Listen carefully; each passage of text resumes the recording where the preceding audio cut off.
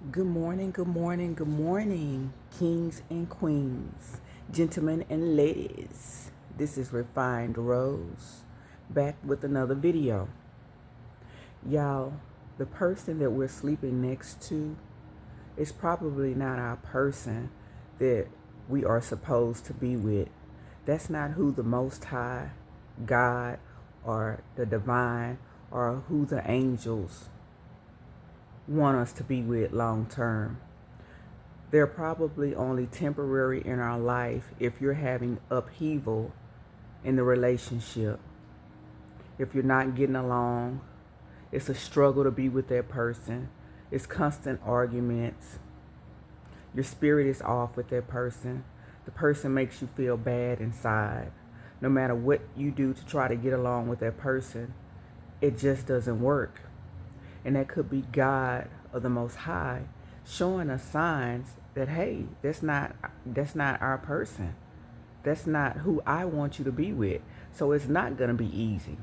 And people say in the Bible, God is a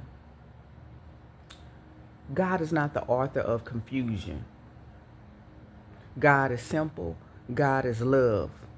But the relationship that we're in, it's not simple. It's complex.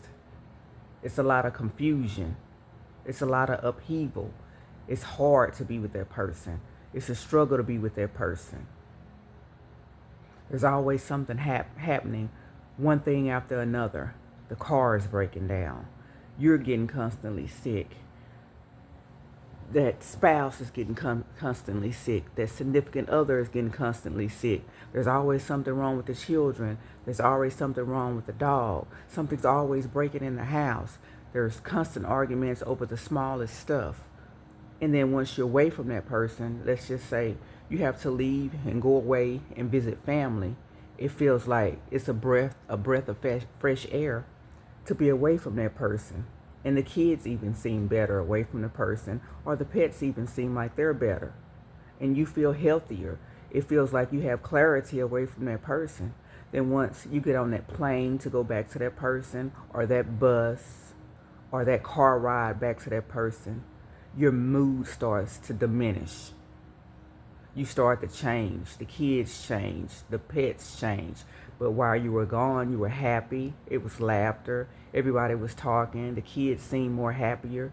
But now going back home to him or her, people are quiet, don't have much to say. And the closer you get to the house, it's stressful or it's tensed. Maybe God is not there. I mean, God is there, but God is not supporting you in that relationship because that's not who you're supposed to be with, and we're staying longer than we should stay. And we just haven't broken it off yet. But emotionally, we're already gone. But physically, our body is still there. You no longer want to sleep with the person.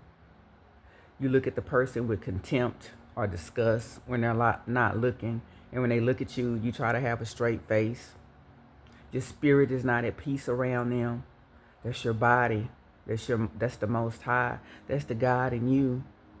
That's probably trying to tell you, that's not the person I have for you.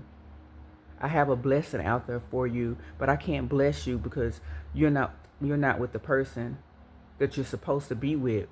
So then your blessings are blocked.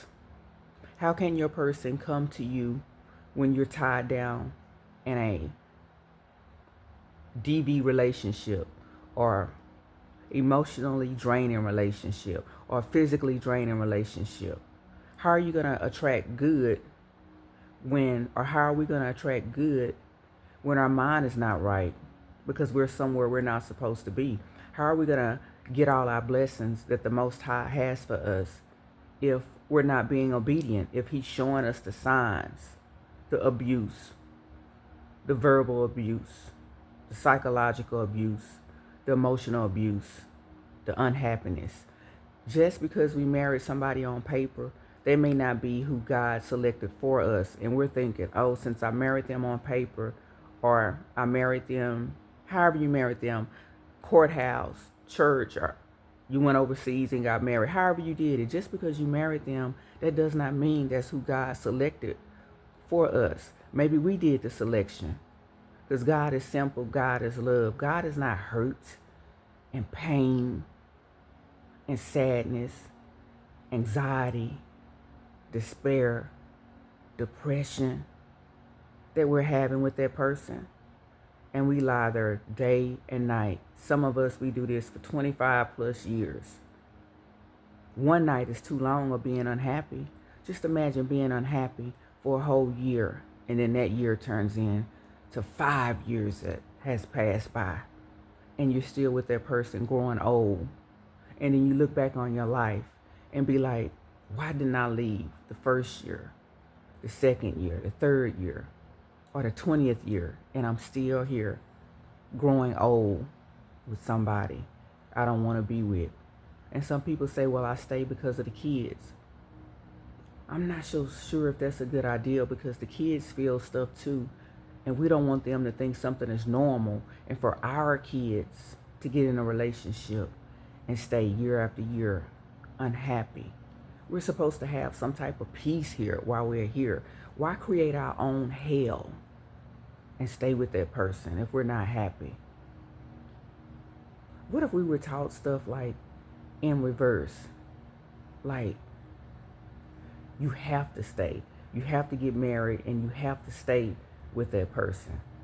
When that's in reverse, you don't have to stay. You can leave. And they pull out the Bible and say, well, if we leave that person and get with somebody else, it's something like you're committing adultery if you're getting with somebody else. What if some of the stuff is not interpreted correctly the way as it should? Everybody interpret things differently. I don't think we should have to stay with a person because some people say the Bible don't want you to get a divorce, but I don't think God meant it to be unhappy and in an abusive relationship. And then sometimes you cry in your car, sometimes you cry in the shower, or a tear just fall down your face. And you're not expecting a tear to just fall, and it just fall because you're thinking, Lord, Lord, Lord, I'm not happy, and that tear just fall. And God is saying, I know you're not, but I open a door for you to leave, and all you have to do is just walk through it. How many of us are going to walk through that door when God opens that door for us to leave that relationship that no longer suits us and is hurting us and is tearing us down mentally inside?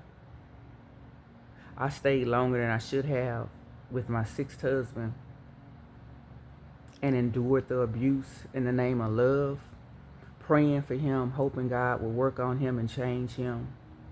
But he didn't change, and all the signs was there. So then I prayed to God to just help me because I can't do this. And God opened the door, and I walked through it, and I haven't looked back. How many of us will walk through that door when it's time, when God opens it?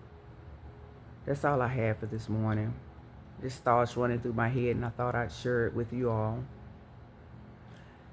Refine Rose out. Bye for now.